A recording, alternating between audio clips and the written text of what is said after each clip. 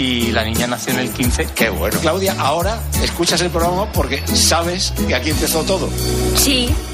Tiempo de juego con Paco González, Manolo Lama y el mejor equipo de la radio deportiva. El número 1 del deporte. Última hora en COPE. Estar informado. Hemos alcanzado las 3, las 2 en Canarias. El presidente de la Generalitat, Pere Aragonès, va a firmar este lunes el decreto por el que se disuelve el Parlamento catalán y se convocan elecciones para el próximo 12 de mayo. Y aunque quedan algo menos de 2 meses para esa importante cita de los catalanes con las urnas, la maquinaria electoral ya está en marcha. Va a ser una precampaña bastante larga y tensa. El presidente del gobierno, Pedro Sánchez, ha estado este domingo en Barcelona para clausurar el 15º Congreso del Partido Socialista Catalán, que ha ratificado a Salvador Illa como candidato socialista para esas elecciones. Un Sánchez que ha aprovechado para defender la amnistía, atacar a la derecha y dejar un mensaje por el caso del novio de Ayuso y su presunto fraude fiscal. Por eso desde aquí le digo a la derecha alto y claro que menos lecciones de patriotismo y más cumplir con la patria pagando impuestos. Que el patriotismo es pagar tus impuestos. Pedro Sánchez también da por hecho el acercamiento con Carles Puigdemont después de la cuarta reunión este fin de semana de los socialistas con Junts en Suiza. Los socialistas preparan nuevas concesiones, lo más inmediato, la mejora de la financiación y la autonomía financiera para Cataluña, para los independentistas que no olvidan su principal reivindicación, que sigue siendo un referéndum de autodeterminación. Ricardo Rodríguez. PSOE y Junts dan por abierta una nueva etapa en sus relaciones. La última cita en Suiza, la cuarta ya, ha permitido al gobierno lanzar el mensaje de que la negociación siga adelante, y eso es fundamental para Pedro Sánchez, que necesita trasladar de entrada a las propias filas que su mandato tiene futuro a pesar del adelanto electoral en Cataluña y el fracaso en disponer de nuevas cuentas este año. El tablero ha de reconfigurarse, pero Puigdemont busca arrancar a Sánchez el referéndum y un cupo fiscal catalán. Queda pendiente también la entrevista ante el presidente y el prófugo que la Moncloa aplaza hasta la entrada en vigor de la amnistía. Nunca antes, por tanto, de finales de mayo o más bien de principios de junio ante las europeas. Será crucial el 12M. Si Salvador Illa llegase a la Generalitat, Sánchez tendría hilo para tirar,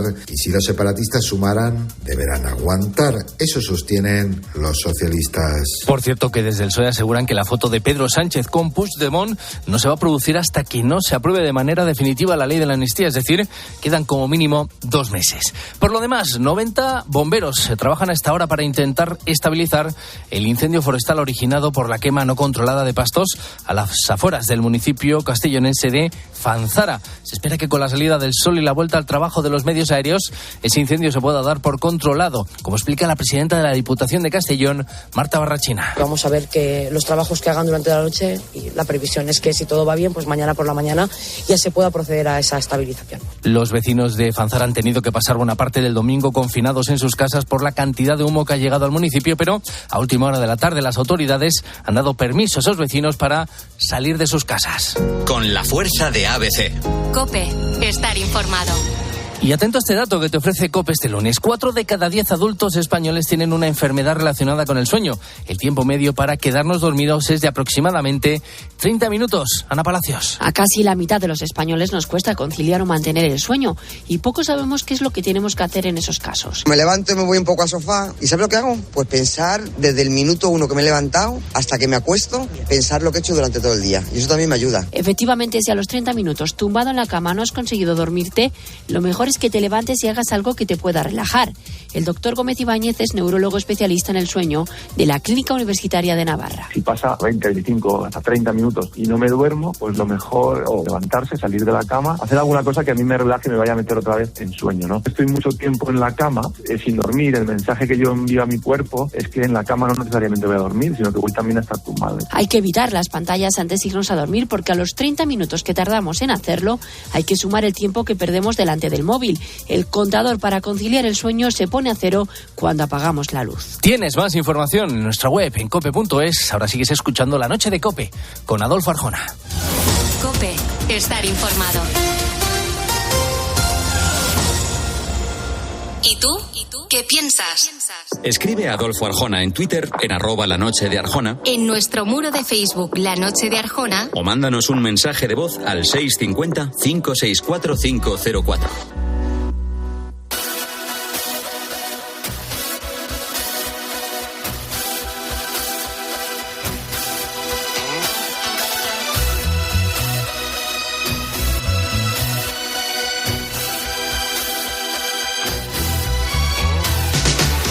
Hola, bienvenido si te incorporas. Esto es La Noche de Arjona aquí en la COPE. Dicen que nunca te acostarás sin saber algo nuevo. Si estás a punto de irte a dormir, si acabas de empezar tu día, seas trasnochador o madrugador, me comprometo a que la próxima vez que te vayas a la cama seas sabiendo muchas cosas más. Por eso ahora, aquí en La Noche de Arjona, nos rodeamos de expertos para resolver preguntas con respuestas aparentemente sencillas. Bienvenido a nuestra última hora al porqué de las cosas.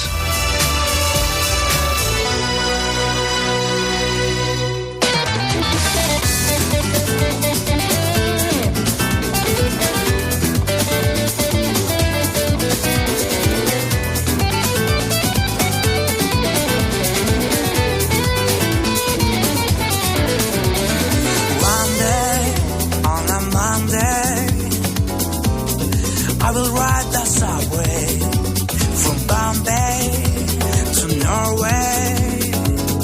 I'll be driving on the highway. If I don't know how to take the next train, then I won't ask. It's hard to explain. Simply I'll take the reality dive to my cosmopolitan life.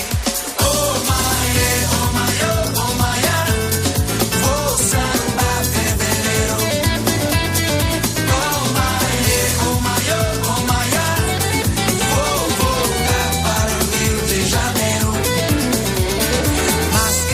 No sé si recuerdas, no sé si serían mediados de los 90, cuando en España se vivió un boom sobre el negocio de los avestruces.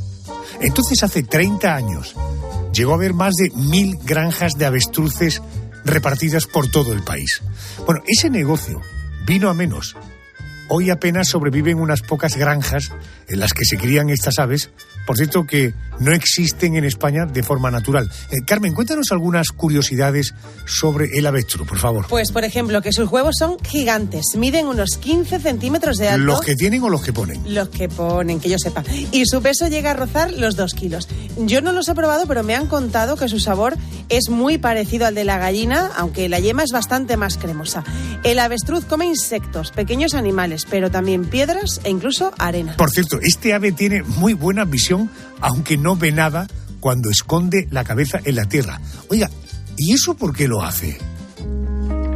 Vamos a hablar con alguien que seguro va a darnos respuesta a todas nuestras curiosidades. Él es Ohad Lufler, es gerente de Artestruz, que es una granja de avestruces ubicada precisamente en Mallorca. Ohad, muy buenas noches, gracias por atenderme, buenas noches. Buenas noches, Adolfo. Oiga, ¿de dónde es originario el avestruz? ¿Dónde viven de manera salvaje? Pues el avestruz a día de hoy vive en África, por toda África, y 2 franjas donde no está, pero generalmente está por todo. Lo que pasa es que realmente es más antiguo que los continentes que conocemos como día de hoy. Entonces, realmente es un animal que hace poquito vivía hasta la China, pero a día de hoy sí que solamente vive de manera natural en África. Entiendo. Ojalá, los avestruces son aves y tienen alas, ¿pero estos animales vuelan? No, tienen alas que antes eran las garritas de los dinosaurios, pero así como no vuelan, sí que corren muy rápido, y las alas eran las manitas que a poco se fueron hacia atrás para ganar estabilidad, así como fueron aumentando de velocidad, y corren muchísimo. Qué bueno. En fin, eso es producto de la evolución. Carmen, ¿alguna curiosidad para Ohad? Sí, una curiosidad que tiene que ver con el tamaño, que a mí me llama mucho la atención. ¿Cuánto puede llegar a medir y a pesar un avestruz? Porque son animales muy grandes. Son animales enormes. Un avestruz normal pesa unos 120, 130 kilos, pero bueno, el más grande que tenemos nosotros, que se llama Gulliver, pesa unos 170, 180 kilos, y cuando se estira del todo llega a 2,70 metros. Y te mira desde arriba con ojos... es muy grande, pero es muy bueno. 180 kilos y cuando se estira hasta 2,70 metros, es decir, más cerca de los 3 metros. Casi no es más grande que Gasol, claramente. Oye, hablamos de un ave de una enorme envergadura. Supongo que impone mucho tenerla cerca, pero ¿es un animal peligroso? Realmente es un animal que se desconoce mucho y sí que es territorial, es decir, es un animal, como bien has dicho, Adolfo, es muy grande, es muy fuerte y en caso de estar criando o en el caso de que uno entre en su territorio sin advertirlo, pues claro, es posible que te ataque. Si no estás en el territorio del avestruz, no tiene cría, no va a atacar a nadie, no tiene ninguna intención de hacerlo, pero sí que pueden ser peligrosos si uno entra en su territorio. Ajá. Cuando una persona es miedosa, no sé, esquiva sus responsabilidades, rehúye los problemas, se suele decir no escondas la cabeza como un avestruz, ¿no? Oiga, ¿el avestruz esconde la cabeza por miedo o no tiene nada que ver con esto? En todo caso, ¿por qué el avestruz esconde la cabeza? Adolfo, es un mito, es una leyenda urbana. Los avestruces nunca esconden la cabeza bajo la tierra. Hay varios orígenes de este mito, pero prácticamente es un animal que si tiene miedo o sale corriendo, como ya hemos dicho, es muy veloz, pero encima de eso, claro, es muy fuerte. Entonces, lo segundo que podría hacer al asustarse es dar una patada. Con esto es capaz de matar hasta un león, por lo cual estamos hablando de un animal que nunca escondería la cabeza bajo tierra. ¿Cuántos años vive un avestruz en cautividad, Ojaz? Bueno, ¿y cuánto también en su hábitat natural? Pues normalmente un avestruz en la naturaleza viviría unos 30 a 40 años. En cautividad son bastante más longevas, pueden vivir tranquilamente 40, 50 y hasta 60 años. Estamos hablando con Mallorca, estamos hablando con una granja Artestruz. Esto es una granja de avestruces que se encuentra, decía, en la isla de Mallorca. Oiga, si planeo una visita a Artestruz, ¿qué me proponéis? ¿Qué cosas voy a poder ver y qué cosas voy a poder hacer allí? Nuestra granja es una granja educativa, entonces lo principal que va a poder hacer uno aquí es conocer al avestruz de una forma un poquito más justa y acertada. Es un animal que, como hemos dicho, pues no sé, todo el mundo sabe lo que es un avestruz, pero no todo el mundo sabe las cosas increíbles que pueden hacer. Entonces, aquí lo que va a poder hacer uno es, sobre todo, interactuar con el avestruz de forma pues mucho más íntima, poder acariciarlo, poder llegar a alimentarlo de la mano, etcétera. Aparte de eso, una de las actividades preferidas del público aquí es comer un enorme huevo frito. Los huevos suelen pesar hasta casi 2 kilos, de media 1,5 kilos. Entonces, eso acompañado con unas patatitas fritas y un baguette, está buenísimo. Qué bueno, imagínate el tamaño de las patatas al lado de ese huevo, madre mía. Ojal Lufer, gerente de Artestruz. Gracias por atenderme, amigo. Un abrazo muy fuerte y buenas noches. Muchísimas gracias, Adolfo. Le esperamos con un enorme huevo frito cuando quiera.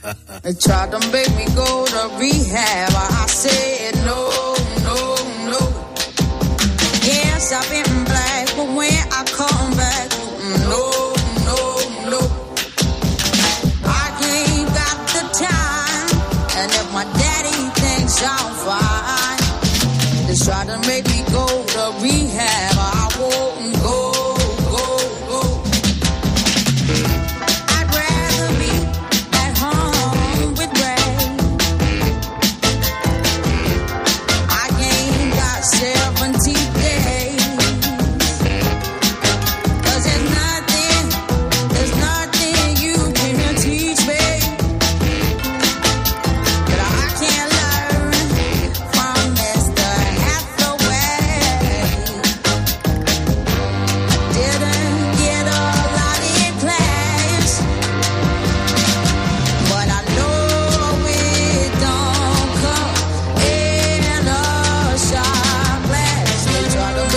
Esta semana ha caído en mis manos un libro que viene a decir que vivir más y vivir mejor solo depende de uno mismo. Bueno, esto lo afirma Rafael Guzmán, que es psiconeuroinmunólogo clínico. Dice que las enfermedades no las heredamos, que heredamos las costumbres y que si cambiamos esas costumbres podemos mejorar nuestra salud, tanto la salud de hoy como la salud de mañana. Vamos a saludarle, Rafael Guzmán, buenas noches. Hola, buenas noches, Rubén. Buenas noches. Oiga, usted acaba de publicar un libro, Tu cuerpo, tu hogar, en el que dice que todo lo que hagamos o pensemos produce un cambio en nuestros genes. ¿Me puede usted explicar qué significa esto? Sí, claro, por supuesto. Bueno, todas las acciones que hagamos en nuestro día a día, tan solo el simple hecho de tomarnos una manzana o bebernos un café, va a generar unas marcas químicas, que se llaman marcas epigenéticas, que tienen la capacidad de modular la expresión de los genes, es decir, de apagar o encender nuestro material genético. Por lo tanto, ante acciones que son o promueven la vida, como puede ser el ejercicio físico, comer saludable, tener relaciones sociales con personas queridas, estar en contacto con la naturaleza, eso va a promover la expresión de unos genes que favorecen, pues eso, la salud, y van a apagar otros genes que nos van a proteger contra las enfermedades. Usted dice que nuestra longevidad, es decir, que hacernos mayores, depende de nosotros mismos. ¿Cuáles serían, en su opinión, las principales pautas que debemos seguir si queremos vivir más tiempo? Bueno, pues sí. Las pautas son aquellas que respetan nuestras leyes, es decir, las leyes que gobiernan a la especie humana. El problema es que nos las saltamos día a día. Pero yo, si tuviese que establecer una jerarquía, pondría en primer lugar, sin lugar a dudas, y valga la redundancia, el respetar las 7, 8 o 9 horas de sueño nocturno. Y hago hincapié en nocturno porque el sueño diurno no nos aporta apenas beneficio. Entonces, empezando por ahí, por respetar el sueño, que es nuestra etapa reparadora del día. Nuestro dormitorio debería de ser nuestro santuario, nuestro templo.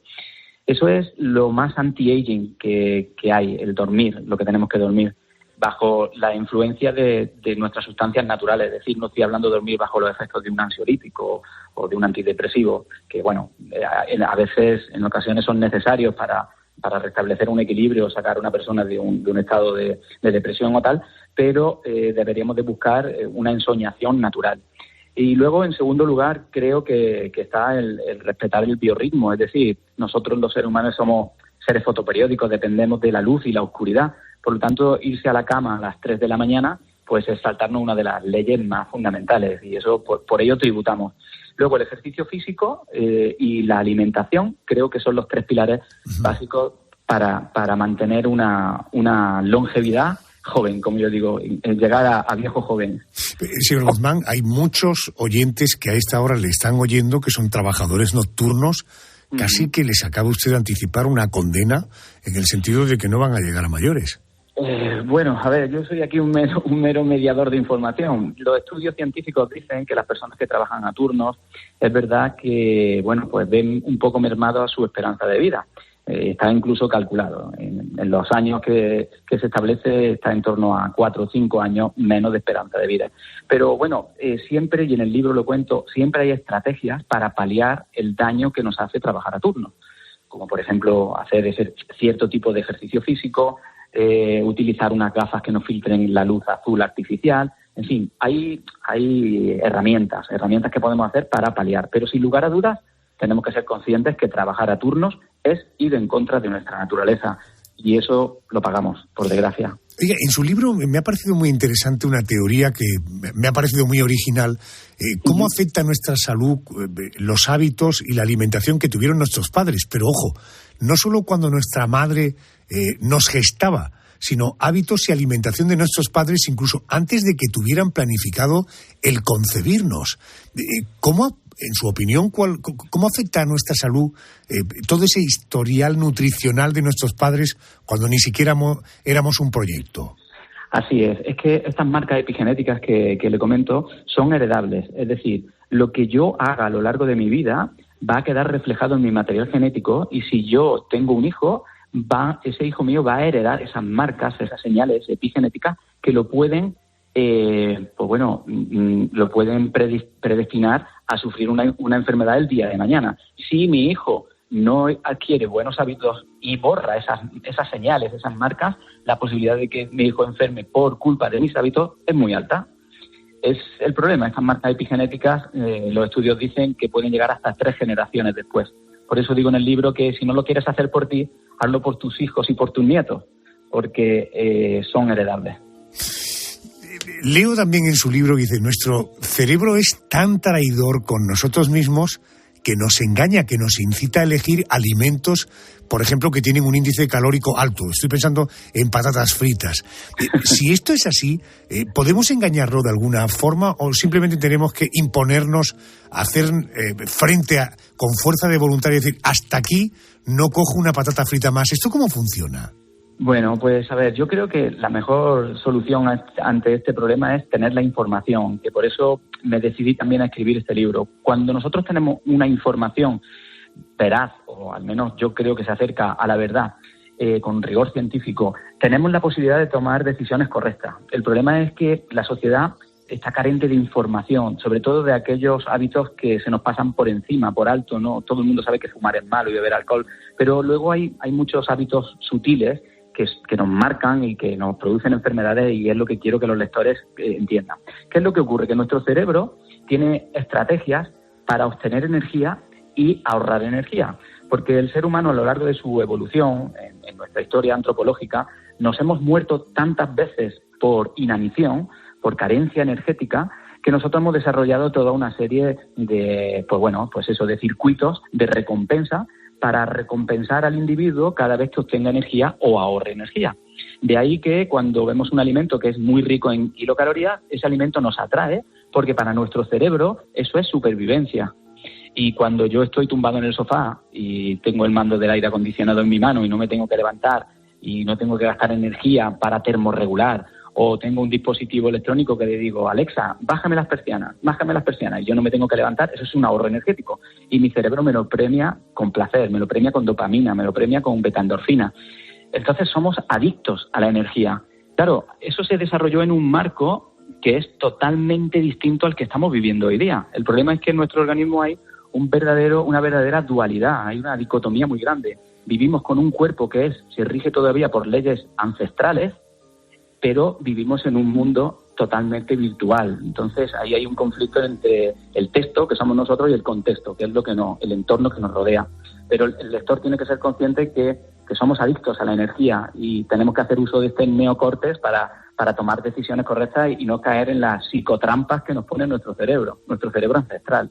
Entiendo. Fíjese que me daba como 3 claves: un descanso de calidad, hacer deporte y nutrición. Hablemos de nutrición. Yo suelo ir al mercado municipal, me gusta hacer la compra en mercados, me gusta ir un día de la semana cuando ya hay pescado fresco. Oiga, ¿qué alimentos debo añadir en mi cesta, en su opinión, incuestionablemente? Pues mire, yo siempre hablo de alimentos humanos, que son aquellos que han hecho posible que la especie humana llegue hasta donde hemos llegado. Los alimentos que se ciñen a nuestra fisiología, a nuestra genética, los alimentos que nos aportan esos verdaderos micronutrientes que esperan recibir nuestras células, son los alimentos que proceden del mar. Los seres humanos hemos sido más marisqueros y pescadores que cazadores, porque era más fácil esperar que bajase la marea y coger los mejillones que ir detrás de un ciervo y matarlo, evidentemente. Entonces, todos los alimentos que vengan del mar para el ser humano es un alimento amigo. Pues el pescado azul, que es rico en ácido graso omega 3, el marisco, las algas, todos esos alimentos son extremadamente beneficiosos. Luego, no puede faltar, evidentemente, carne. El problema que tenemos con la carne hoy día es que es carne industrializada, por así decirlo, de explotación masiva. Si podemos encontrar carne de pasto, pues mucho mejor. Y la clave está en tener diversidad, no cantidad, diversidad de fruta y verdura. Y digo diversidad porque la fibra de la fruta y la verdura es la que alimenta al microbioma que vive con nosotros, es decir, a todos los microorganismos, todas las bacterias, todos los hongos que viven con nosotros, no solo en el intestino, sino también en la piel, en el árbol respiratorio, etcétera. Y esas bacterias se alimentan de diversidad de fibra. Cuanto más cepas bacterianas tengamos, más salud tendremos. Nuestra salud depende de la diversidad de bacterias que tengamos en nuestro organismo, pero ellas comen diversidad de fibra. Entonces, la clave de la dieta mediterránea no está en los productos, está en la diversidad. Por lo tanto, variedad de fruta y verdura. Yo no soy muy amigo de los cereales ni de las legumbres, yo eso lo incluiría 1 o 2 veces en semana máximo, siempre que no tengamos ninguna patología. Y huir de todos los hidratos de carbono refinados, es decir, arroz, pasta patatas, pan blanco, bueno, eso comerlo esporádicamente y si es posible el día que hagamos algo de ejercicio físico. Y como yo digo, todo lo que cojamos y en la etiqueta tenga más de 5 nombrecitos, mejor dejarlo. Si te interesa este asunto, si quieres entrar un poquito más al detalle, este es un libro que te recomendamos. Tu cuerpo, tu hogar, lo publica la editorial Espasa y lo firma Rafael Guzmán. Señor Guzmán, gracias por atenderme, buenas noches y suerte con el libro. Gracias. Muchísimas gracias a vosotros, un abrazo. Bueno, dejamos los temas de salud. Vamos a hacer un poco de memoria. Si miras atrás y piensas en el año 1996, ¿qué estabas haciendo? ¿Cómo te ganabas la vida? ¿Qué ocurría en tu vida? Vamos a repasar acontecimientos de 1996. Ese año, España era escenario de una gran tragedia. Una impresionante tormenta en el corazón de los Pirineos provocó la crecida del río Arás, en cuya desembocadura se encontraba el camping Virgen de las Nieves, en el municipio aragonés de Biescas. El lodo y la fuerza de la corriente se llevaron por delante tiendas y caravanas. Murieron 87 personas. En 1996, la banda terrorista ETA seguía matando. Acabaron con la vida del histórico dirigente del Partido Socialista de Euskadi, Fernando Mújica. Y ese mismo año, ETA secuestraba al funcionario de prisiones José Antonio Ortega Lara. Todos los días me rezaba 7 u 8 rosarios. 3 pasos adelante, 2 a la izquierda, 2 al revés y 3 hacia atrás. 1996 fue un año en el que la radio de nuestro país perdía a uno de sus referentes. Yo soy libre, he nacido libre, nadie me puede arrebatar eso y voy así por la vida. Cuando me canse me voy. Encarna Sánchez, una de las históricas estrellas de la COPE, nos dejaba en 1996. Un año en el que se celebraron los Juegos Olímpicos de Atlanta, nació Hotmail.com. Venía al mundo la oveja Dolly, el primer animal clonado de la historia, y se hizo famoso aquello de... Y estamos tan a gustito. Y tan a gustito que estaba el hombre. Ese cante salió de la garganta del torero José Ortega Cano en la boda de su hijastra Rocío Carrasco con el guardia civil que acabó haciendo carrera en televisión. Y hablando de tele... En 1996 se estrenaba una serie extranjera que tenía un joven George Clooney como protagonista y en la que todo eran prisas, urgencias. ¿Ve la radiactividad? Esto es un cerebro muerto. Ese año 1996 se produjeron series de éxito con acento español y con grandes actores como protagonistas. ¿Te das cuenta cuando me refiero a que en esta casa a mí no se me respeta? Se estrenaba La Casa de los Líos, protagonizada por Arturo Fernández. Y también llegaba a la pequeña pantalla Hostal Royal Manzanares con Lina Morgan como protagonista. ¡Qué casa más bonita, por Dios, tía! Si parece Falcon Crest. Pero no solo de series vivía la televisión del año 96. Sorpresa, sorpresa, fue todo un éxito aquel año. Pero si hubo una propuesta familiar en 1996, fue Menudas Estrellas, con Bertín Osborne. Cuando sea mayor, ¿qué es lo que va a hacer? Cantar Joselito. Lo cierto es que ese año 1996, ir al cine fue un planazo para los amantes de la acción. ¡De acuerdo, asesinos extraterrestres! Se estrenaba Independence Day, que cuenta la invasión extraterrestre del planeta justo 2 días antes de la celebración del Día de la Independencia de Estados Unidos. Un país que, entre otras cosas, es famoso por ser siempre el primero que invaden los alienígenas y por sus huracanes. Tienes que adelantar al tornado. Sé bien lo que hago. La película Twister narra la historia de unos cazatornados y llegó a los cines en 1996. Mismo año en el que se estrenaba la primera entrega de la saga Misión Imposible. Pero 1996 daría más de sí en cuanto a cine. Enséñame la pasta. Es la frase más famosa de la película Jerry Maguire, protagonizada por Tom Cruise. Pero ojo, porque el cine español también dejó una gran película. Cuando pierdas el conocimiento, dejo que te recuperes. Tesis fue la primera película dirigida y escrita por Alejandro Amenábar. Llegó en un año en el que los españoles disfrutábamos en las salas de cine y también en las pistas de baile. No había boda, fiesta, sarao o verbena en la que no sonaran Azúcar Moreno. Solo se vive una vez se convirtió en el gran éxito en español de ese año, pero el artista que rompió todos los termómetros en el verano de 1996 fue... Él es es Ricky Martin. Esta canción llamada María conquistó a todos los españoles. Aunque anteriormente había lanzado 2 discos, era el primero que triunfaba en los Estados Unidos y en España. En 1996 despegaba una carrera internacional con ventas millonarias. Te extraño porque vive en mí tu recuerdo. Te olvido, a cada minuto lo intento. Te amo, es que ya no tengo remedio. Te extraño, te olvido y te amo de nuevo. Te extraño porque vive en mí tu recuerdo. Te olvido, a cada minuto lo intento. Te amo, es que ya no tengo remedio. Te extraño, te olvido. Adolfo Arjona. La noche. COPE. Estar informado.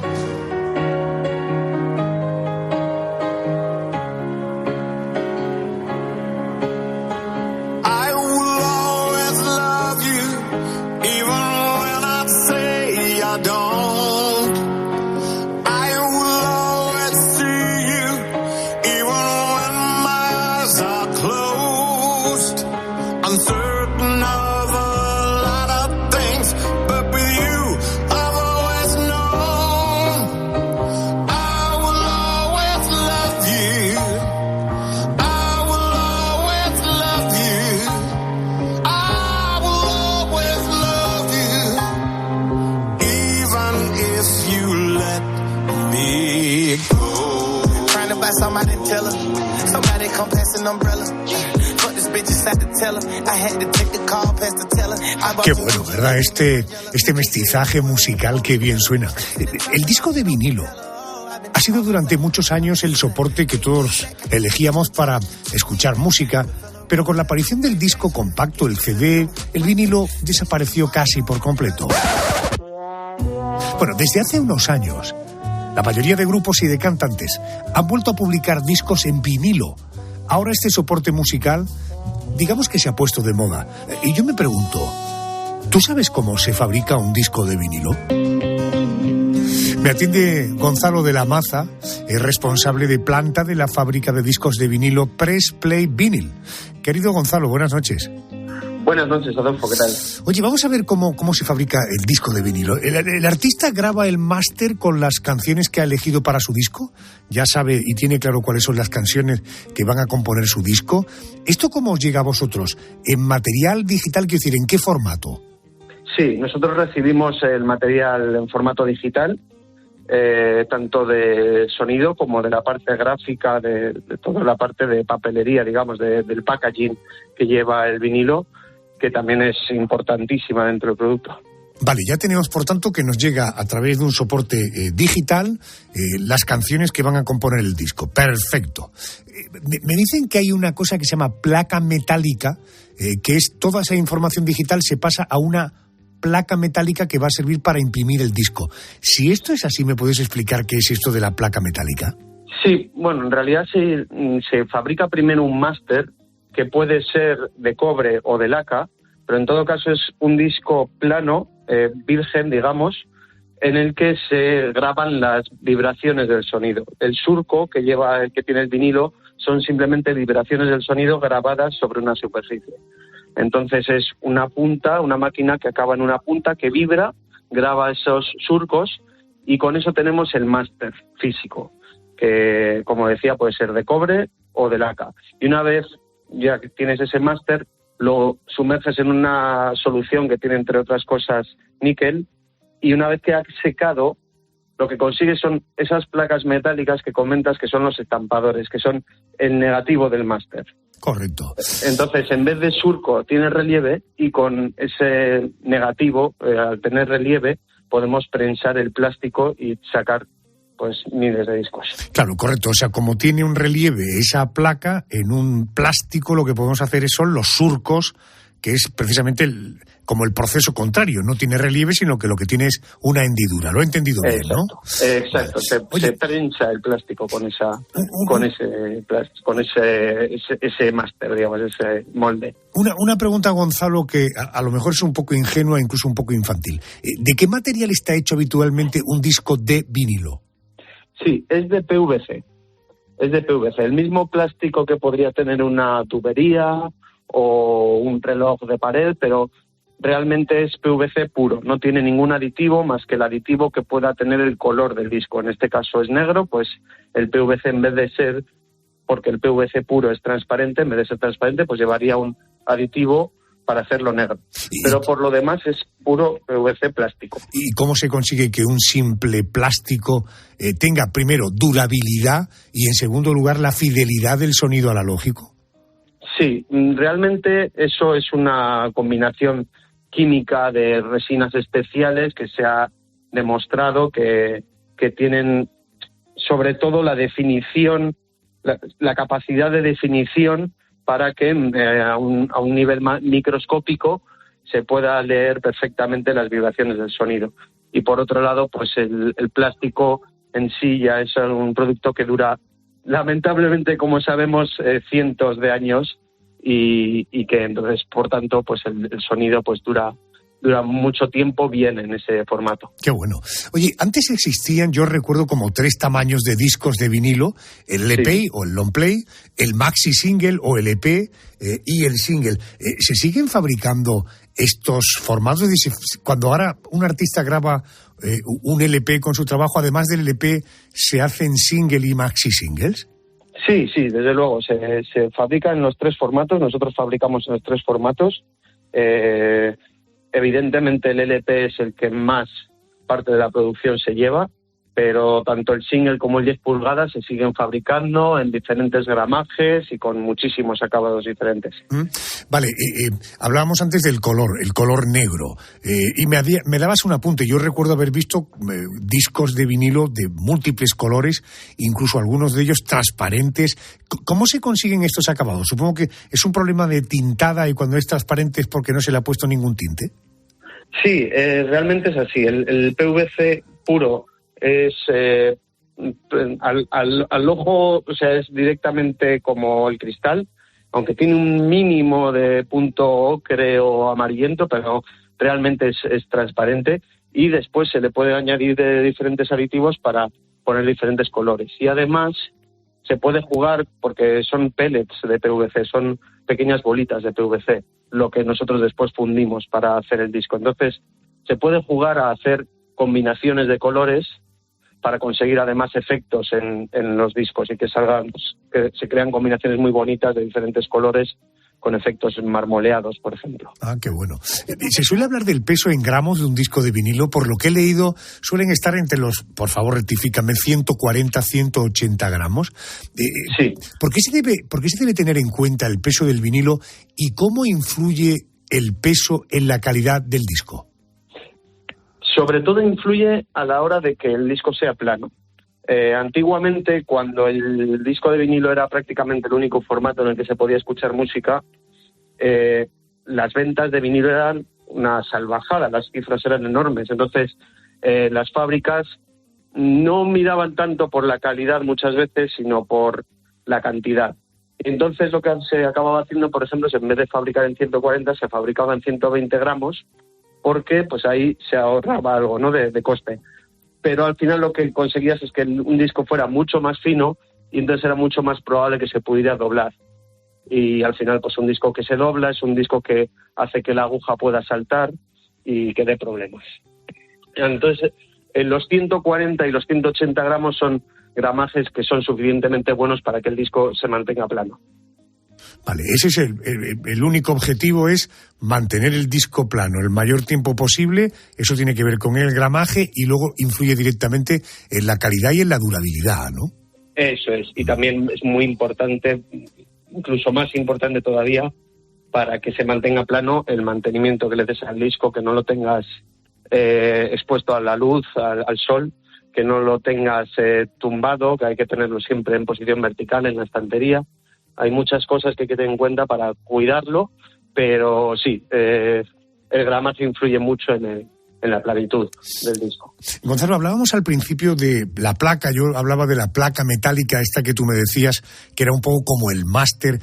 ¿Cuántas copias se pueden hacer de una placa de sonido? De una placa de estas metálicas, sí, que tiene el relieve y que luego prensaremos con el plástico para hacer los surcos. ¿Hasta cuántas copias nos garantiza esa pieza? Sí, los estampadores son un producto muy artesanal, en parte, y que funciona a nivel microscópico, como te decía. Entonces, pueden dar problemas, pero nos movemos entre 600, una media de 600 discos por estampador, y hemos llegado a hacer pues 1.600 y hasta 2.000 discos. Siempre lo que hay que hacer es un proceso de calidad, de estar continuamente escuchando los discos, viendo que el estampador no se degrada. Cada cierto número se escuchan para comprobar que la calidad sigue siendo la correcta. Realmente la afirmación que yo he hecho al principio de que ahora el soporte musical del disco en vinilo ha regresado, está de moda, ¿los medios de comunicación amplificamos esto más de lo que es en realidad, o realmente hay toda una industria ya del disco de vinilo, en fin, con cierta estabilidad económica? Sí, desde luego. El vinilo lleva creciendo ya unos 17 años. Los últimos 10 años diría yo que lleva creciendo a doble dígito. En 2022, por ejemplo, creció más que la suma de 2015, 2016 y 2017. Entonces, es un mercado que está creciendo muchísimo, que todavía no ha encontrado techo, que lo encontrará algún día, pero que además da mucha fiabilidad en cuanto a su futuro y a que va a ser algo estable. Entonces, desde luego, es una realidad, no es algo que se haya amplificado solo desde los medios, ¿no? Me habla Gonzalo de la Maza, es responsable de planta de la fábrica de discos de vinilo Press Play Vinyl. Gonzalo, para terminar, yo siempre he oído que, digamos, la curva de sonido o la curva que genera un sonido, digamos que es como una curva. Cuando tú escuchas algo en CD, esa curva está recortada. No es una curva completa. Cuando lo escuchas en MP3, el recorte es todavía mayor, por tanto, la calidad de sonido se deprecia muchísimo. Sin embargo, el vinilo es capaz de mantener prácticamente de manera original esa onda de sonido, que es lo que nos garantiza un sonido de alta calidad. ¿Esto que yo he contado tiene algo que ver con la realidad? Sí, en parte. Es real que el MP3 recorta muchísimas frecuencias y puede parecer que suena más limpio, pero realmente suena más limpio porque tiene menos detalle y pierde mucho al tener una compresión digital. Pero es verdad que el CD sí recoge en ciertos formatos el mayor número de frecuencias que se pueden recoger en general en los formatos más habituales. El vinilo sí tiene cierto corte de frecuencias para asegurar que no haya saltos de aguja, por ejemplo, que no haya distorsiones extrañas, porque no deja de ser un formato físico en el que hay un rozamiento de una aguja contra un surco, y entonces hay ciertas limitaciones, pero es verdad que la fidelidad del sonido del vinilo es altísima y que además ese hecho de que la aguja roce contra algo le da una calidez al sonido que no tienen otros formatos.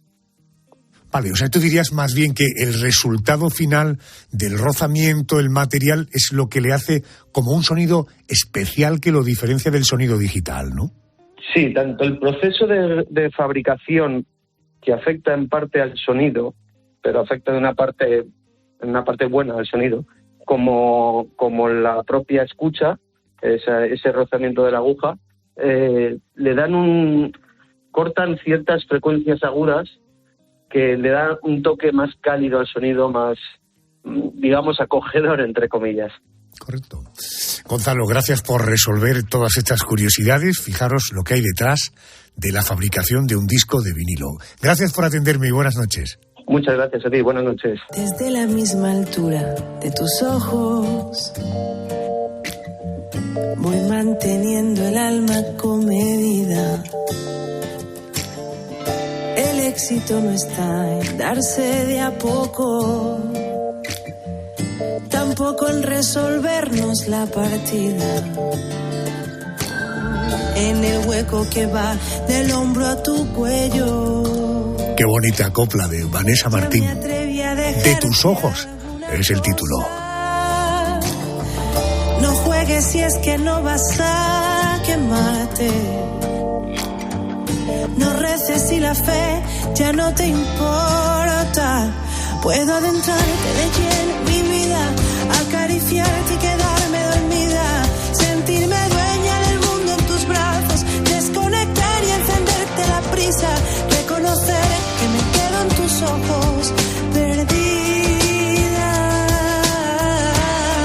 Venga, que seguimos con curiosidades. Vamos con curiosidades como, por ejemplo, oiga, el espacio está lleno de estrellas. La más grande es el Sol. En el núcleo, su temperatura supera los 15 millones de grados centígrados. Además, es tan grande que si fuera hueco, más de 1 millón de planetas Tierra cabrían en su interior. Sin embargo, a pesar de las dimensiones y el calor del Sol, en el espacio no hace calor y está oscuro. Oiga, ¿y esto por qué ocurre? Vamos a hablar con un habitual cuando salimos al espacio, con Pedro León. Es autor de Eso no estaba en mi libro de la exploración espacial. Lo publica la editorial Almuzara. Querido Pedro, muy buenas noches. Hola, buenas noches, Adolfo. Buenas noches. Oye, vamos a empezar por el principio. ¿De qué color es el universo? ¿Realmente es de color negro?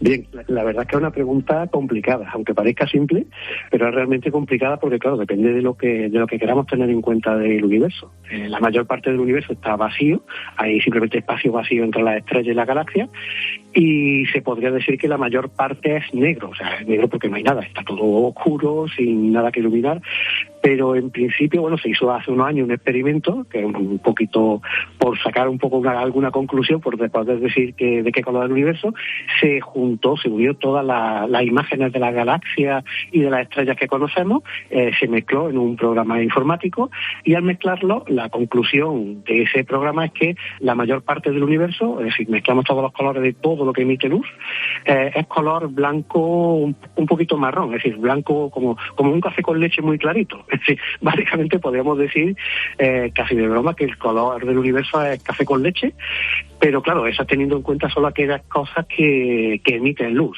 Y luego, de hecho, como decía antes, la mayor parte pues está oscuro, digamos, o negro, porque no hay nada ni que emita luz ni que la refleje. Vale, pero hay quienes aseguran, Pedro, que hay más estrellas en el universo que granos de arena en nuestras playas o en nuestro planeta. ¿Por qué el universo está oscuro si hay tanta estrella? Claro, mira, el dato friki, que lo tenía que buscar porque no me lo sabía de memoria. Hay unos 7 billones, con B, de granos de arena en nuestro planeta. Puñado de arena arriba o puñado de arena abajo. Y de estrellas hay 100 billones, y hay casi 15 o 20 más. Por cada granito de arena que vemos en la Tierra, hay unas 15 o 20 estrellas en el universo, lo cual nos da una idea de la cantidad enorme de estrellas que hay. ¿Qué ocurre? Que la luz solamente la vemos si se refleja en algo. O sea, si tú estás en una habitación y enciendes una lamparita, se iluminan las paredes, el techo, los muebles, pero si esa misma lámpara la pones en mitad de un desierto, aparte de iluminar el suelo, no iluminan nada más, digamos que parece que emite menos luz. Y si la pudiera encender, digamos, en mitad del aire a 1 kilómetro de altura, no se vería nada, porque no hay, digamos, átomos o moléculas, digamos, que reflejen esa luz.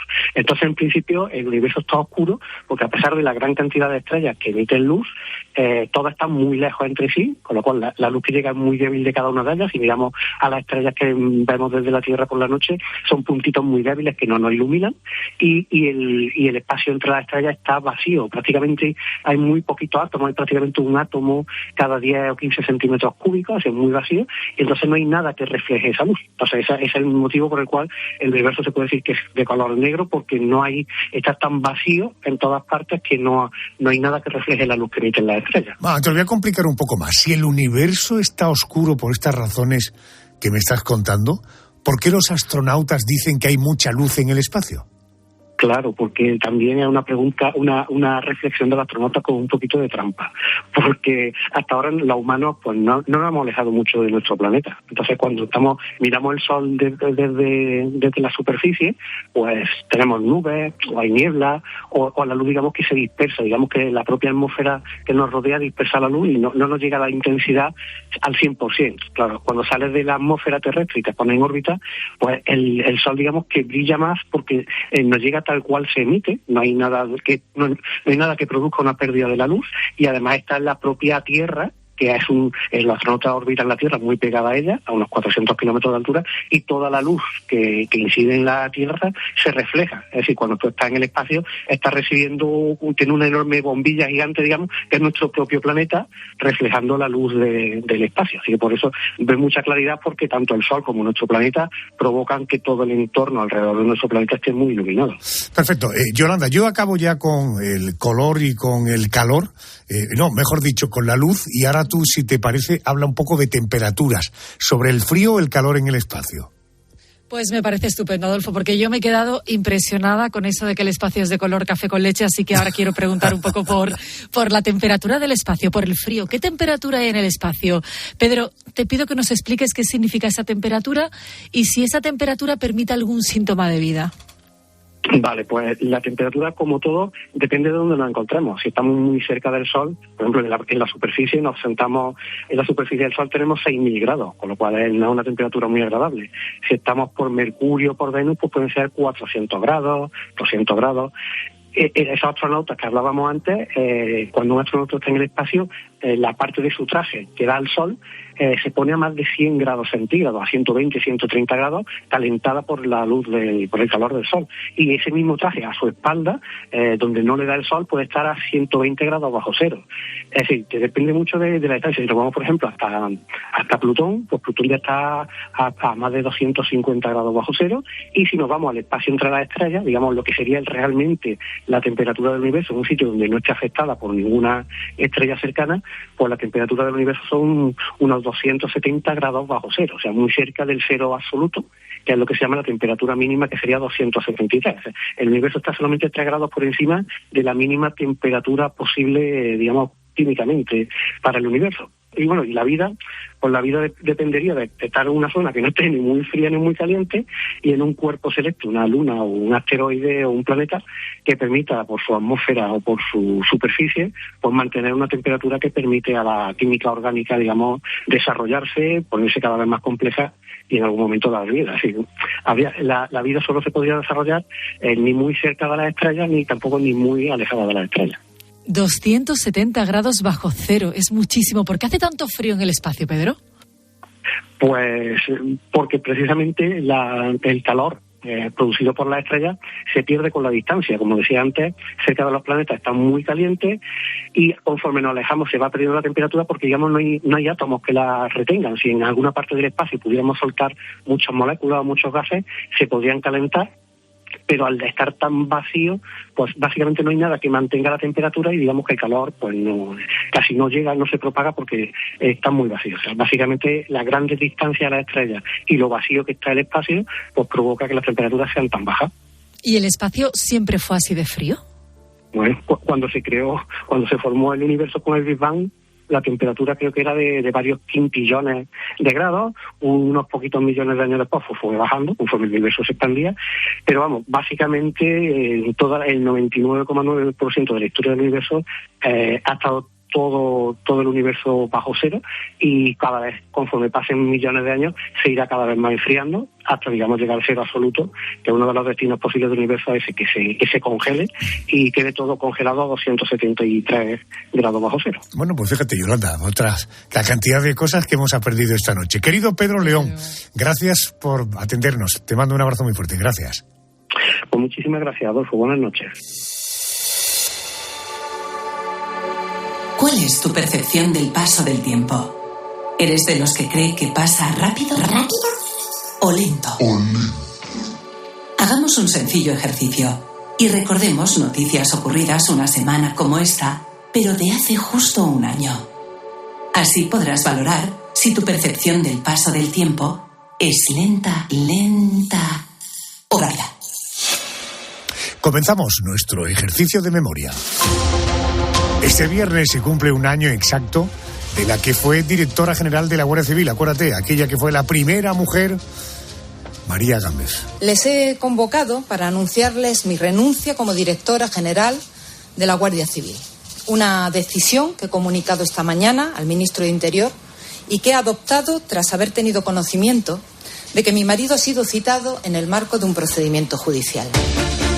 Tal y como acabamos de oír, el motivo de la dimisión de la directora general respondía a la imputación de un procedimiento judicial de su marido, Juan Carlos Martínez. Pedro, una investigación que creo recordar empezó como a principios de 2022, ¿verdad? Así es, Adolfo, fue por delitos de prevaricación, malversación de caudales públicos y blanqueo de capitales. Concretamente, con el desvío de al menos 2 millones de euros de ayudas públicas, de los que se beneficiaron presuntamente el marido de Gámez y sus hermanos. Una causa que se cerraría solo unos meses después de la dimisión de Gámez por un error judicial. Según alegó la defensa de uno de los imputados, la investigación comenzó cuando los plazos legales para hacerlo habían caducado, siendo así la doctrina del Tribunal Supremo, que establece que dichos plazos son de obligado cumplimiento. En definitiva, a lo que nos importa, que nadie ha respondido por los casi 2 millones de euros de dinero público que se perdieron. Se cumple de esto un año. Mientras tanto, en el Congreso de los Diputados, allí en el Congreso, se acogía la moción de censura de Vox contra Pedro Sánchez. Seguro que recuerdas que el candidato elegido por el partido de Abascal fue Ramón Tamames, que dejó alguna anécdota durante la moción. Hablaba Pedro Sánchez cuando Tamames interrumpió su discurso tachándolo de aburrido. Perdón un momento, señor presidente. Sí, señor Tamames. Es que usted venga con un tocho de 20 folios. Señor Tamames, no puede usted interrumpir cuando el presidente del gobierno está en uso de la palabra. Bueno, finalmente, y como se preveía, la moción de censura fue rechazada al contar con solo los votos del grupo parlamentario de Vox. Se cumple ya un año de esto. ¿El tiempo para ti ha pasado rápido o ha pasado lento?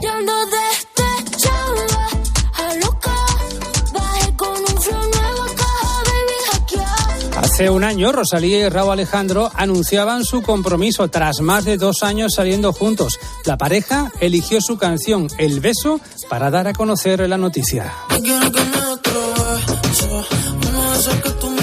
No me digan que no es una forma original de comunicar una ruptura. Bueno, 4 meses después de que se hicieran públicos su compromiso, los dos artistas rompían la relación. Y con la pena que naturalmente nos da esta historia, que nos vamos, que ya es hora.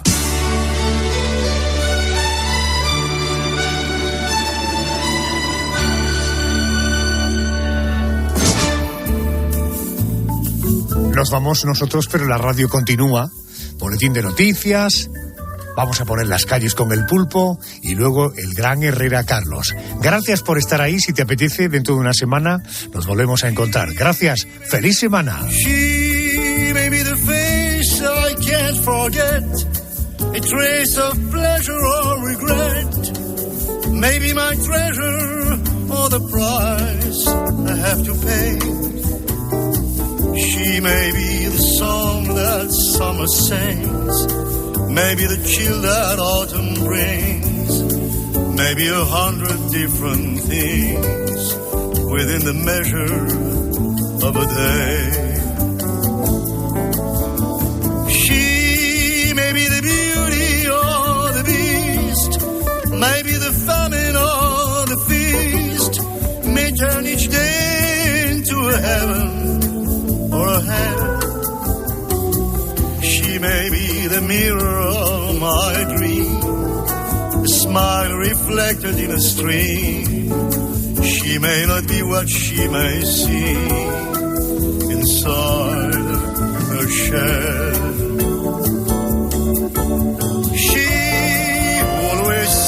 So happy in a crowd whose eyes can be so private and so proud. No one's allowed to see them when they cry. She may be the love that cannot hope to last, may come to me from shadows of the past that I remember till the day. Adolfo Arjona. La noche. COPE. Estar informado. Amelia Earhart. En 1928 se convirtió en leyenda porque cruzó el Atlántico en un aeroplano pilotado por ella. Algunos años después, en la cima de su fama, su avión desaparece en el Pacífico y no deja rastro. Entonces, hace unos días, una empresa de prospecciones norteamericana asegura haber encontrado los restos de un avión. Está a 4.300 metros de profundidad, tienen que mandar allí. ¿Te acuerdas de lo que pasó con el Titán, con el famoso submarino? Los martes a las 11:30 de la mañana, Javier Sierra en Herrera en COPE. Alucina.